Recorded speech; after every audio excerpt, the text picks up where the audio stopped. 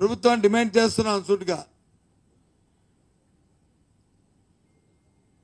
సినిమాలు, కన్వెన్షన్ సెంటర్లు, రెస్టారెంట్లు కట్టాలంటే ఊరికి దూరంగా కట్టవచ్చు. ఎక్కడైనా వెళ్తారు ఆహ్లాదకరం కోసం, బీచ్ పక్కనే ఎక్కర్లేదు. ఏమైనా కొత్తదనం ఉంటే, ఏదైనా ఒక కొత్తదనంతో ఒక టెక్నాలజీతో ఇంప్లిమెంట్ ఉంటే ఓకే, బట్ లేదే. ఎందుకంత ఆతృత, ఎందుకంత అవసరం? పెద్దలు సమాధానం చెప్పాలి, నాయకులు సమాధానం చెప్పాలి, ప్రభుత్వం దీని మీద రియాక్ట్ అవ్వాలి. ఎందుకోసం ఇస్తున్నామనేది. మళ్ళీ దాంతోపాటు కొన్ని అంతకుముందు ఒప్పందాల్లో అయితే స్టాంప్ డ్యూటీ, మిగతా కన్వర్షన్ ఛార్జెస్ అన్ని సుమారు 150-170 కోట్ల రూపాయలు. ఇంకా దీంతో పాటు ఫ్రీ. ఆ 170 ఇంకో 150 పెడితే అవన్నీ తయారైపోతాయి కదా.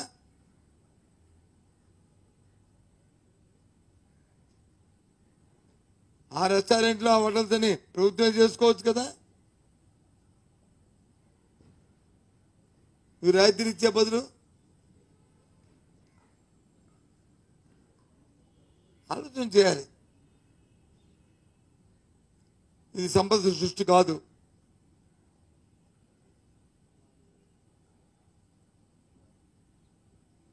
ఆలోచించమని కోరుతున్నాను. దీన్ని ఈ తాలూకా ఈ ప్రక్రియని, ఇది వాస్తవం అయితే పేపర్లో వచ్చేదంత వాస్తవమై రేపు కానీ ఆ సంస్థను కానీ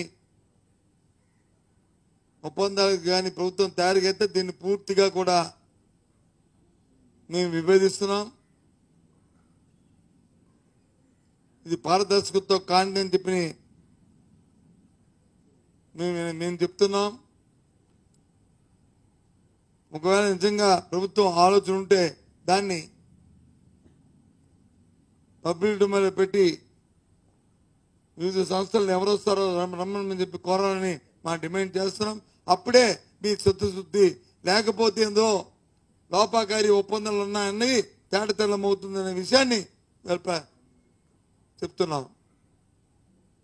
వాటిని తీవ్రంగా వ్యతిరేకిస్తున్నాం. ఇకపోతే దీనిని చూశాను టీవీలో. ఇవాళ సుమారు రాష్ట్రంలో దగ్గర ఎంపీపీ ఎలక్షన్ కానీ, వైసీపీ ఎలక్షన్ కానీ, జిల్లా పరిషత్లు కానీ, మున్సిపాలిటీ కానీ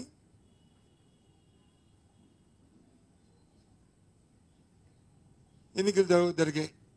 ఎవరైతే రాజీనామాలు చేస్తారో, ఎవరైతే చనిపోయారో, ఏవైతే ఖాళీలు వచ్చాయో ఖాళీలన్నింటికీ జరిగాయి. సుమారు 50-60 వరకు జరిగి ఉంటాయి. Number subject correct. ఇవాళ ఈ ప్రభుత్వం ఇంత పెద్ద ఎత్తున గెలిచిన తర్వాత త్వరలో మళ్ళీ ఎన్నికలు జరగబోతున్నాయి. మళ్ళీ సాధారణ ఎన్నికలు జరుగుతాయి. టైం అయిపోయింది. ఇది ఒక ఈ జరిగిన ఎన్నికలు ఎవరు ఎన్నికైనా వాళ్ళ తాలూకా కాలం సంవత్సర కాలం. ఇంకా 10 రోజులు, 1 నెల రోజులు, 10 రోజులు తక్కువే.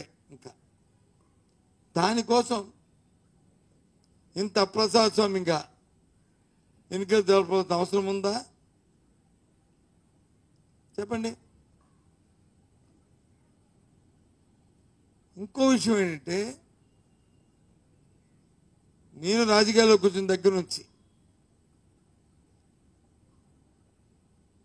రాష్ట్రంలో కొన్ని ప్రాంతాల్లో కొన్ని రాజకీయమైన కక్షలు, కారణమయాలు, లేకపోతే అక్కడ ఉన్న పరిస్థితులు, స్థానమాన పరిస్థితుల ప్రకారం ఉన్న పరిస్థితులు కొన్ని ఉన్నాయి. కానీ మన కోస్తా ప్రాంతం విజయవాడ దగ్గర నుంచి శ్రీకాకుళం వరకు చూసుకుంటే ఎన్నికలంటే మాత్రం లా బైండింగ్గా ప్రజాస్వామ్య పద్ధతిలో ప్రజాస్వామ్యతంగా చట్టాన్ని చేతిలో తీసుకోకుండా చట్టాన్ని గౌరవిస్తూ ఎన్నికలు జరుగుతుండేవి. ఏ పార్టీ అధికారంలో ఉన్నా సరే అది మా పార్టీ కానీ టీడీపీ పార్టీ కానీ ఏ పార్టీ అధికారం ఉన్నాయి రాష్ట్రంలో, ఉమ్మడి రాష్ట్రం దగ్గర నుంచి మొన్నటి వరకు కూడా మేము అధికారం ఉన్నప్పటి దగ్గర నుంచి కూడా ఎప్పుడు కూడా దౌర్జన్యాలు, పోలీసుతో హత్యాస్పదకి జులుము చేయడం, కొట్లాట్లు ఎప్పుడు కూడా అలాంటి సాంప్రదాయాలు మనకు లేవు. కానీ ఇవాళ చూసాం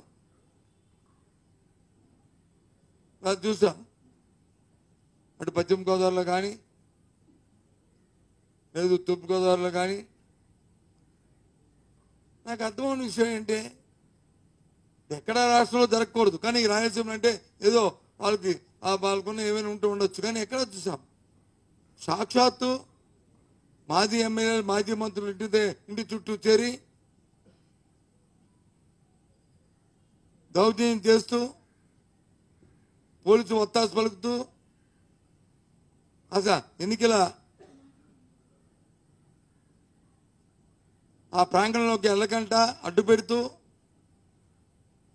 నేపథ్యంలో పోలీసు వ్యవస్థ వచ్చి పక్షపాతం వహిస్తుందంటే ఏమనుకోవాలి?